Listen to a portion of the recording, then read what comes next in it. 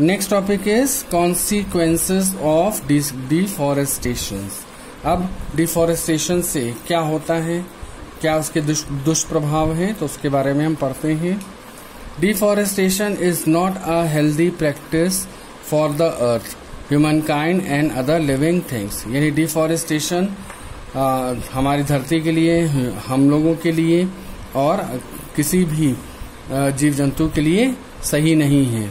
Some of the effect of deforestation are discussed in the following text. अब नीचे कुछ दुष्प्रभाव दिए गए हैं जिसके कारण, जो डिफॉरेस्टेशन के कारण हुए हैं। ठीक है, पहला है सॉइल इरोजन। ठीक, सॉइल इरोजन क्या होता है?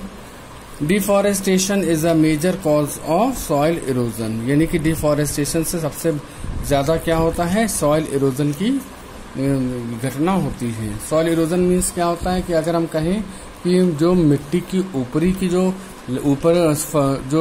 ऊपर की लेयर होती है वो क्या हो जाती है? वो हवा और पानी से बह जाती है।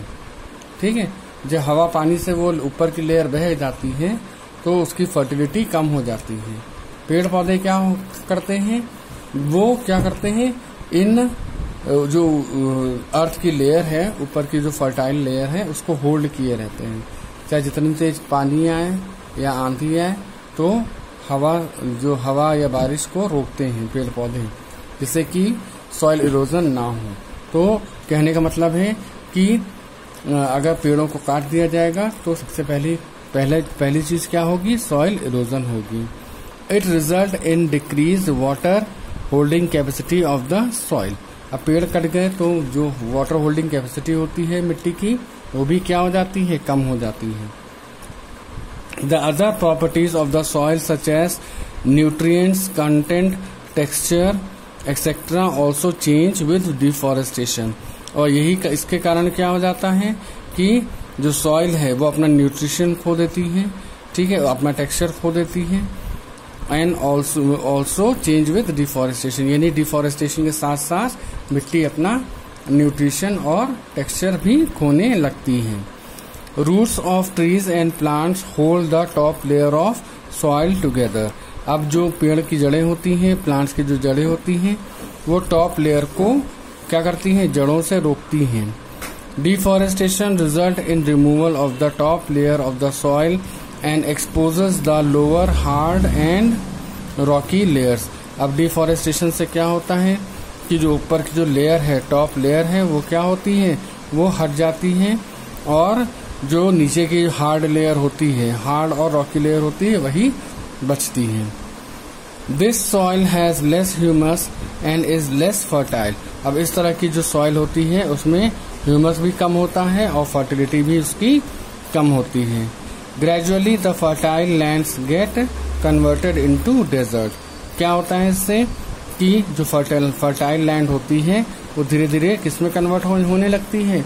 डेजर्ट्स में कन्वर्ट होने लगती है। This is called desertification. इसे क्या कहते हैं? रेगिस्तानीकरण कहते हैं। डेजर्टिफिकेशन यानी कि वो जो लैंड है वो धीरे धीरे किसमें बदल गई? रेगिस्तान में, या क्या कहते हैं, डेजर्ट में कन्वर्ट हो गए। ठीक है, नेक्स्ट है क्लाइमेट चेंज। क्लाइमेट चेंज क्या है? Plant absorb carbon dioxide and give out oxygen. अब प्लांट्स का प्रमुख काम क्या है? वो कार्बन डाइऑक्साइड को लेते हैं और ऑक्सीजन को फ्री करते हैं। Destroying the forest means less and less carbon dioxide being converted to oxygen. अब जब पेड़ों को नष्ट कर देंगे तो एटमॉस्फेयर की जो कार्बन डाइऑक्साइड है वो ऑक्सीजन में कम बदलेगी। As a result more amount of carbon dioxide remains in the atmosphere. और इसके कारण हमारे एटमॉस्फेयर में कार्बन डाइऑक्साइड की मात्रा क्या हो जाएगी? ज्यादा हो जाएगी। Carbon dioxide trap the heat reflected by the earth and help maintain the temperature. और अगर कार्बन डाइऑक्साइड हमारे अर्थ पर ज्यादा बनी रही तो जो सन की हीट पड़ती है तो उसको कार्बन डाइऑक्साइड क्या करती है? वो उस हीट को ट्रैप कर लेती है, यानी कि उसको रिफ्लेक्ट नहीं करने देती है, जिससे कि हमारे अर्थ का टेम्परेचर बढ़ जाता है। This is called the greenhouse effect. इसे हम ग्रीन हाउस इफेक्ट कहते हैं। Since there would be more carbon dioxide present in the atmosphere. अब पेड़ों के कटने से कार्बन डाइऑक्साइड की मात्रा एटमॉस्फेयर में ज्यादा रहेगी। More heat will be trapped resulting in increase in the temperature of the earth. अब जो ज्यादा हीट जो है, सन की हीट है, वो ज्यादा से ज्यादा ट्रैप होगी और इससे हमारे अर्थ का टेम्परेचर बढ़ेगा। This will lead to global warming, जिससे कि ग्लोबल वार्मिंग की बढ़ेगी। ठीक, the increase in atmosphere temperature में effect the water cycle and reduce the overall rainfall resulting in droughts. अब जब एटमॉस्फेयर का टेम्परेचर बढ़ेगा, जिससे कि वाटर साइकिल इफेक्ट होगी, यानी बारिश नहीं होगी या कम होगी, जिससे कि ओवरऑल रेनफॉल जो होगा वो कम होगा और सूखे की संभावना ज्यादा बढ़ेगी। ठीक है, नेक्स्ट है डिस्टर्ब्ड वाटर साइकिल। अब वाटर साइकिल क्या होगी, वो डिस्टर्ब हो जाएगी। ठीक, deforestation affect the atmosphere, the water bodies and the water table. Deforestation से क्या होगा, जो हमारे एटमॉस्फेयर को इफेक्ट करेगी, साथ ही साथ जो वाटर बॉडीज हैं, लेक हैं, रिवर हैं, पॉन्ड्स हैं, और हमारे जो अर्थ का जो वाटर टेबल है वो भी क्या होगा, इफेक्ट होगा। Trees absorb and retain water in their roots, some moisture is transpired into the atmosphere. अब हमारे जो पेड़ क्या करते हैं, वो जो उनके रूट्स होते हैं वो पानी को होल्ड करते हैं, और कुछ मॉइस्चर जो है वो ट्रांसपिरेशन के द्वारा क्या हो जाता है, एटमॉस्फेयर में चला जाता है। ठीक, if vegetation is remove their will be less transpiration. अगर पेड़ पौधों को रिमूव कर दिया गया, यानी वेजिटेशन को रिमूव कर दिया गया, तो ट्रांसपिरेशन की प्रोसेस क्या हो जाएगी, बहुत कम हो जाएगी। Less cloud formation and less rain, यानी कि क्लाउड फॉर्मेशन क्या होगा, कम होगा, और बारिश भी कम ही होगी। लेस रेन कॉजेज ड्राउट, और अगर बारिश कम हुई तो सूखे की संभावना बढ़ जाएगी। Roots allow water to seep down the soil by not letting it run off to water bodies. अब ये जो रूट्स होते हैं, ये क्या करते हैं, ये पानी को हमारी धरती के नीचे भेजते हैं। ठीक है, इससे पानी रिश्ता हुआ क्या होता है, धरती के नीचे इकट्ठा होता रहता है, जिससे कि हमारे उस एरिया का वाटर टेबल क्या होता है, मेंटेन होता है। ठीक है, तो वो अगर पेड़ पौधे कट जाएंगे तो क्या होगा, जो पानी है वो सीप नहीं होगा। ठीक है, और वाटर बॉडीज में चला जाएगा, सारा पानी कहाँ चला जाएगा, वाटर बॉडीज में चला जाएगा। Deforestation lowers the ground water level and causes flood. अब डिफॉरेस्टेशन से हमारे जो जमीन का पानी लेवल है, जो ग्राउंड वाटर लेवल है, वो कम होता जाएगा और धीरे धीरे सूखा पड़ने लगेगा। Thus, if cutting of trees continues, rainfall and the fertility of the soil will decrease। यानी कि जब डिफॉरेस्टेशन होगा तो क्या, अगर यानी कि डिफॉरेस्टेशन कंटिन्यूस यानी जारी रहा, ठीक, जैसे पेड़ों का काटना जारी रहा, तो बारिश भी नहीं होगी और हमारी जो जमीन की फर्टिलिटी है वो भी क्या हो जाएगी, धीरे धीरे नष्ट हो जाएगी, और जो सॉइल है वो भी फर्टाइल नहीं रहेगी।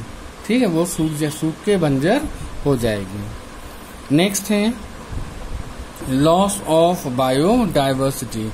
अब बायोडाइवर्सिटी क्या होता है, अब हमारे अर्थ पे तरह तरह के जीव जंतु रहते हैं, लिविंग ऑर्गेनिज्म रहते हैं। ठीक है, तो वो सब किस पे डिपेंड है, हमारे एटमॉस्फेयर या हमारे नेचर पर डिपेंड है। पेड़ पौधों पर, एनिमल्स पे, ह्यूमन बींग सब पे डिपेंड है। ठीक, तो मोस्टली जो जीव जंतु हैं वो फॉरेस्ट पे ही डिपेंड है, क्योंकि फॉरेस्ट उनको शेल्टर वगैरह सब देता है, फूड देता है, शेल्टर देता है। ठीक है, तो अब ये है loss of biodiversity. Many wonderful species of plants and animals have been lost and many other remains endangered. यानी कि डिफॉरेस्टेशन से क्या होगा कि पेड़ पौधों की, एनिमल्स की कई स्पीसीज जो हैं वो नष्ट हो जाएंगी और क्या हो जाएंगी, विलुप्त हो जाएंगी, धीरे धीरे क्या हो जाएंगी, विलुप्त, एंडेंजर में चली जाएंगी, यानी विलुप्त प्राय हो जाएंगी। More than 80% of the world species are found in the tropical rain forest. अगर हम गणना की बात करें तो विश्व की 80% जो स्पीसीज है प्लांट्स और एनिमल्स की, वो कहाँ पाई जाती है, रेन फॉरेस्ट में ही पाई जाती है। It is estimated that about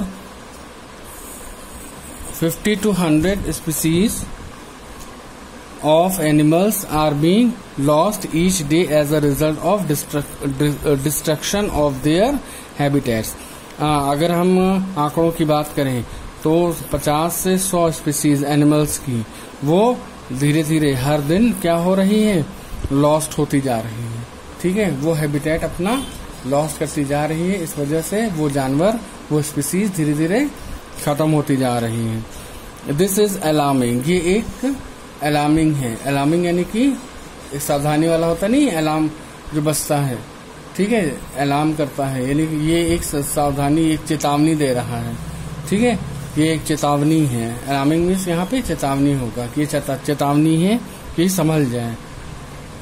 many beautiful plants and animals have वेनिश्ड from the face of the earth. कितने कई ऐसे खूबसूरत प्लांट्स हैं और एनिमल्स हैं वो इस धरती से क्या हो गए, खत्म हो गए हैं।